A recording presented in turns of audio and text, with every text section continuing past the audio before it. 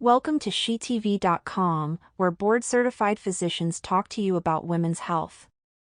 In this video, Dr. Anu Bajaj, a board-certified plastic surgeon, and Dr. Pooja Singhal, a board-certified gastroenterologist, tell their stories of the long journeys required to become board-certified physicians. This is Dr. Anu Bajaj, and I'm here this morning with my friend and colleague, Dr. Pooja Singhal from Oklahoma Gastro Health, and we're going to have a very interesting discussion today.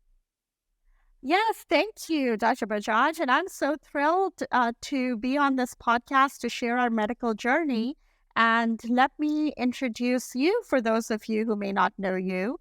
Dr. Anu Bajaj is a very renowned plastic surgeon in Oklahoma City community from Bajaj Plastic Surgery. And this morning, we are thrilled to talk about our medical journey because we think that it is not often talked about what it means to be a doctor, how many years of training we have undergone. So we would love to share that with you all. Yes. So Dr. Singhal, you want to tell us what your medical journey looked like? Yes, absolutely. I loved sciences in just growing up, and especially in high school, I found myself getting drawn to different science subjects, and I was like, okay, I think I want to explore this more. So I went to undergrad after completion of high school, and in undergrad, my major was pre-med and chemical engineering. Actually, I was a double major, because I didn't know if it was going to be medicine. I didn't know if it was going to be engineering, because I just liked sciences. And 2 years into college, I just found myself more drawn to biology and more drawn to the concept of medicine. I had shadowed some physicians by that time. So midway in undergrad, I decided that's the path I wanted to take. And the first step for that was medical school. And in order to apply for medical school, I had to take this exam. And if I recall correctly, it was an 8-hour testing MCAT, it is called. And so I had to study. I remember studying during my summer of my junior year in college, just studying and studying, being in the library to really ace this MCAT test because my future depended on it. And then I applied to med school, which was also a rigorous process. Not only did you have to have good grades, you had to have a high MCAT score, you had to prove that you had shadowed and really understood the field of medicine. And then there was interviews. You had to go through this whole process of interviewing.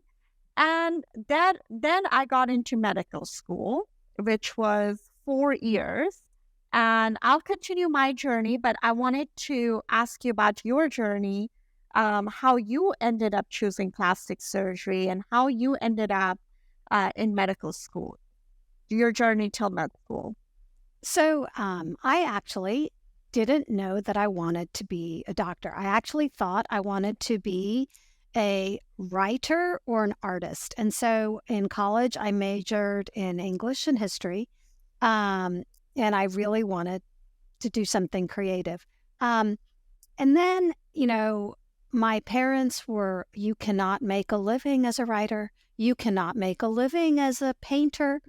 So I applied for medical school. And like you, I had to take the MCATs and study. I did take an additional year off between college and medical school so that I could appropriately take all the science classes that I had not taken since I was an English and history major and prepare for the MCATs. And then I took the MCATs and I went to medical school at the University of Pittsburgh, which is one of the best plastic surgery programs in the country. Back then, there were 3 top plastic surgery programs. One was Pitt, the others were NYU and UCLA. So when I started my med school rotations, we started in our second and third year at Pittsburgh because we were starting a new curriculum.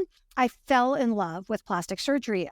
Within my first week, when I was shadowing another plastic surgeon, I was asked to scrub in on this mandible reconstruction. So head and neck cancers can be very devastating. Yeah. And frequently when they have a huge squamous cell carcinoma of the mandible or jaw, the ENT or head and neck surgeons, cancer surgeons will come in and take out the entire jaw, tongue, and floor of mouth, which leaves the patient with a huge hole in their face. And, I saw the head and neck surgeons do this, and then they walk out and leave the room. And then in walk the plastic surgeons. And the plastic surgeons came in and took this gentleman's bone from his leg, the fibula, with the skin around it, broke the bone into some pieces and made it look like a jawbone and transplanted it to the patient's face and then reconnected the blood vessels to blood vessels in his neck. So essentially, they put the patient back together. And so after that, I was hooked because to me, plastic surgery was about putting people back together as opposed to taking them apart. And that's what really appealed to me. How fascinating. I can hear people's inspiration to go into medicine all day long. And I was eyeing the art behind you. So I'm not surprised that's a painting. I think that's done by you. Yes. We are sitting in my art studio. Yeah, I love that. So that's probably another touch point that we connect on because I love arts. And I actually really, really wanted to also be an art major, but because of sciences, I had to give that up because I went to University of Oklahoma for my undergrad. And at that time, they didn't really have any program where you could do a minor in art. It was just a major, and there was no way I was going to be able to do both sciences and, art at that time. But I do dabble in art still, and I absolutely, absolutely love it. So I've been admiring the art that's in your back corner there. Yeah, it's fascinating. And, my journey into GI, so after I went to med school at University of Oklahoma Health Sciences Center, during my third and fourth year rotation, I thought I was going to be a surgeon for the longest time because I just really, really felt alive in the OR when I was scrubbing in. And I also had the opportunity to scrub in with fifth year surgeons and I took surgery right before summer. And they were about to graduate, and I got to be able to, they were very liberal and were very good teachers, and they were able to show me how to suture. So as a third-year medical student, it was just the best place I could be. But then, as I went through more and more rotations, I really, really valued talking to the patients, and the diagnostician in me came out. I love listening to people talk about what was bothering them, and I just loved putting the pieces of puzzle together and coming up with a diagnosis and being able to identify what was causing them. So my inpatient medicine rounds were very, very thrilling. So that's how I decided to apply for internal medicine. And I was fortunate to go to Georgetown University Hospital in Washington, D.C., which is considered also to be one of the best internal medicine programs. And I did 3 years of internal medicine residency there. And during my residency, my personality is such that I love cardiology, which is the field of heart. And I love nephrology, which was kidney. And I love GI, which was, of course, the GI tract.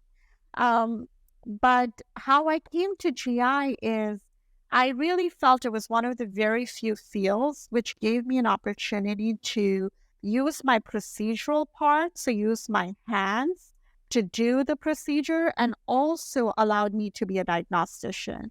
And I really respected that the field offered me a chance to prevent cancer. Like, it was really cool to me to be in the room, and the physician was literally able to do a polypectomy and remove the lesion that turned out to be cancer. And the patient just literally walked out the same day. And I was so fascinated by that concept. And I was like, wow, till then I had dealt with cancer and taken care of people after the diagnosis, but the prevention aspect, I was hooked. And I applied for GI fellowship. I ended up doing a 4th year. So now we are at 4 years of undergrad college, 4 years of med school, 3 years of residency in internal medicine.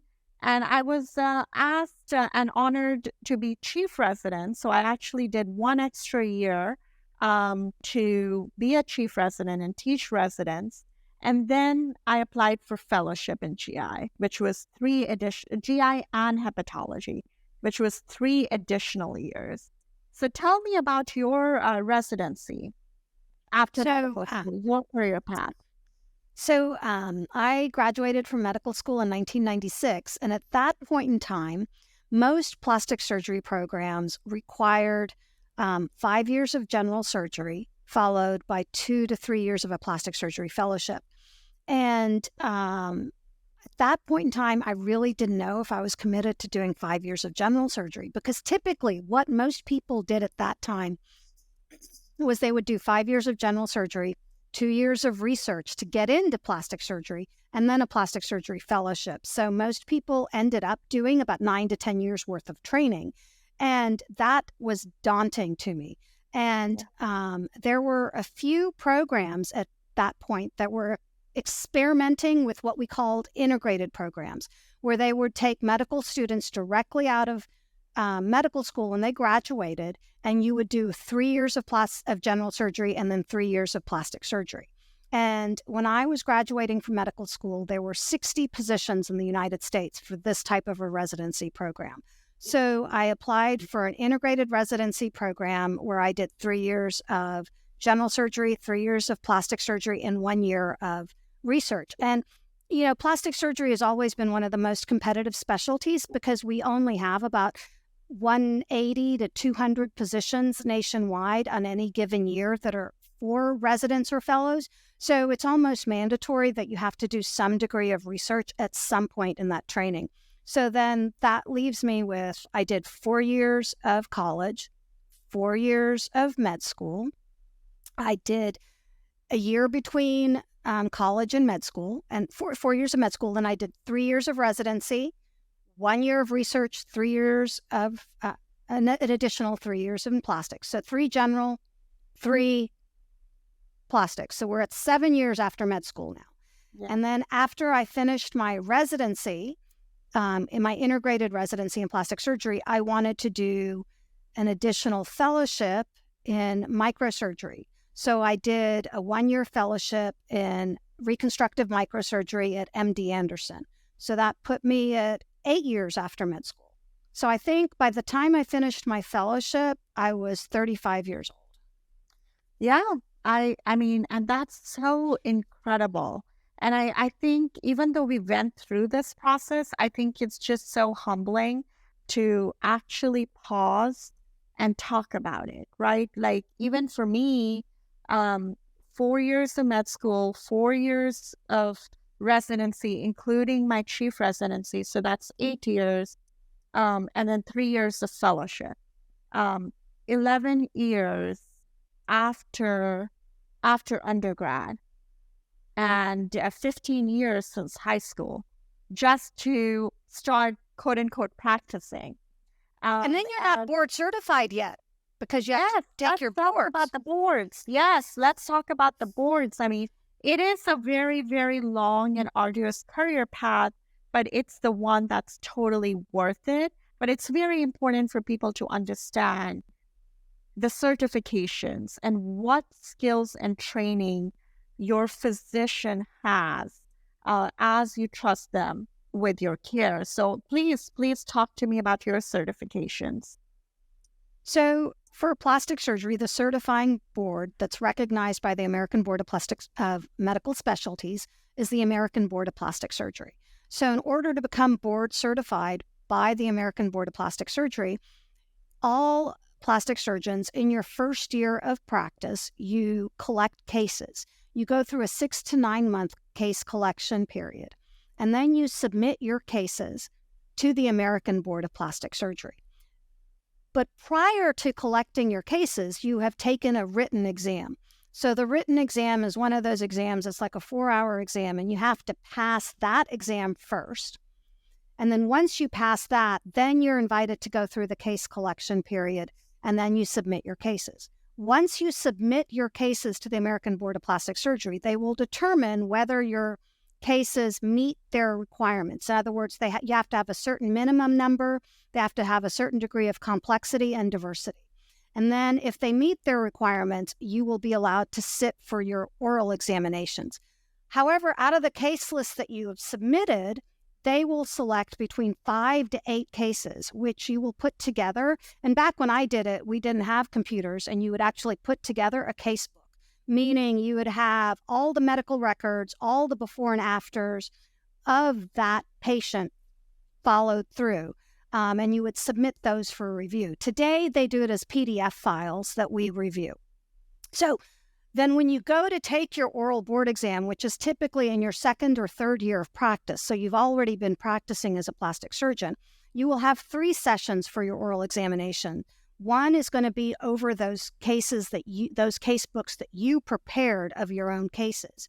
And then the other 2 are on unknown cases. In other words, we have standardized photographs, x-rays and stuff, and then you sit in a room with 2 plastic surgeons and they show these to you on the iPad, and then you may discuss what you would do, what your diagnosis and evaluation is, how you would manage this particular patient.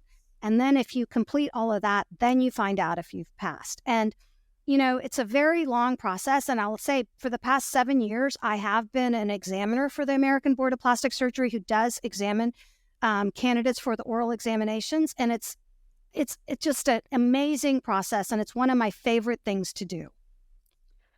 Yeah, that sounds quite rigorous, but rightly so.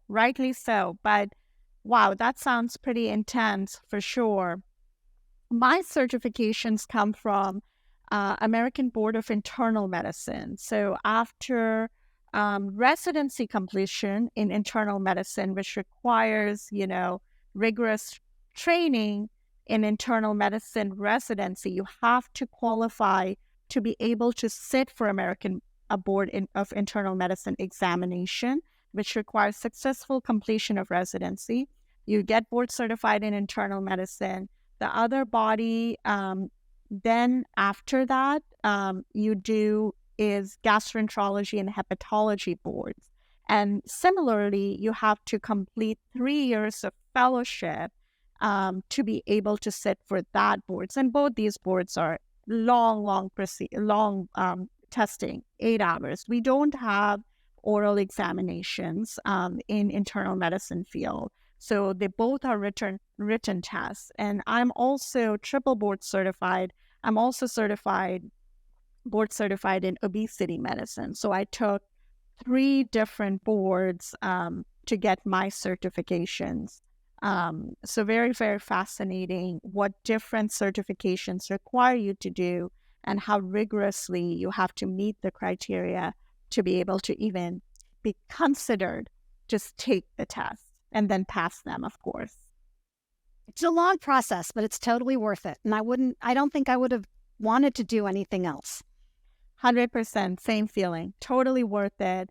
And in a way, I am glad that there is a rigorous process because, we are taking care of the most vulnerable, and you should be able to pass these certifications. And it's also very important for people to know what the differences are in who's treating you.